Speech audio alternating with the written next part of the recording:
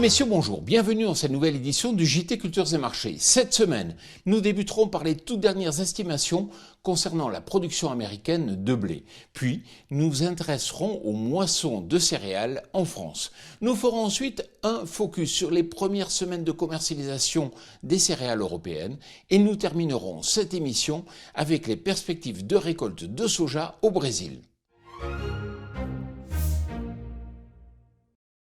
Les inquiétudes se confirment pour le blé américain. En effet, l'USDA estime désormais la récolte de blé 2026-2027 à 41,8 millions de tonnes. Cela représente une baisse de 12,2 millions de tonnes, soit près de 23% de moins que l'an passé. Si cette prévision se confirme, il s'agirait tout simplement de la plus faible récolte de blé aux États-Unis depuis la campagne 1970-1971. Cette baisse s'explique par un important recul des surfaces récoltées, mais aussi par de mauvaises conditions climatiques, surtout pour le blé d'hiver.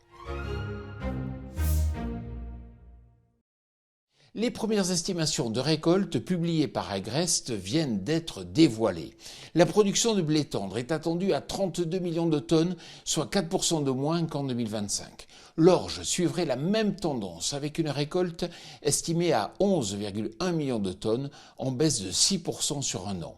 Le colza, en revanche, conserverait une production stable à 4,6 millions de tonnes, l'augmentation des surfaces compensant le recul des rendements.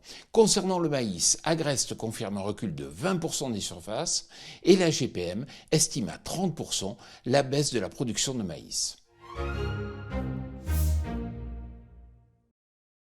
Les premiers chiffres de la campagne commerciale 2026-2027 montrent un démarrage bien plus lent des exportations européennes de céréales.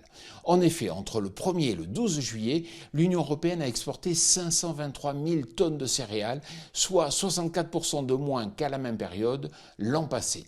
Dans le détail, les exportations de maïs reculent de 79%, celles du blé tendre de 62% et celles d'orge de 75%. Faut-il déjà y voir une tendance pour l'ensemble de la campagne? Non, il est encore trop tôt pour l'affirmer, car de nombreux facteurs comme la disponibilité en céréales ou la surcharge de certains ports peuvent aussi intervenir. 184 millions de tonnes, c'est la production de soja désormais attendue au Brésil pour la prochaine campagne, toujours en hausse selon l'USDA. Rappelons qu'en mars dernier, les estimations tablaient encore sur 178 millions de tonnes. Les exportations sont elles aussi revues à la hausse à hauteur de 117,5 millions de tonnes, renforçant un peu plus la position du Brésil comme premier exportateur mondial de soja. Voilà, ce JT Culture et Marché, c'est terminé. Je vous souhaite bien sûr une excellente semaine.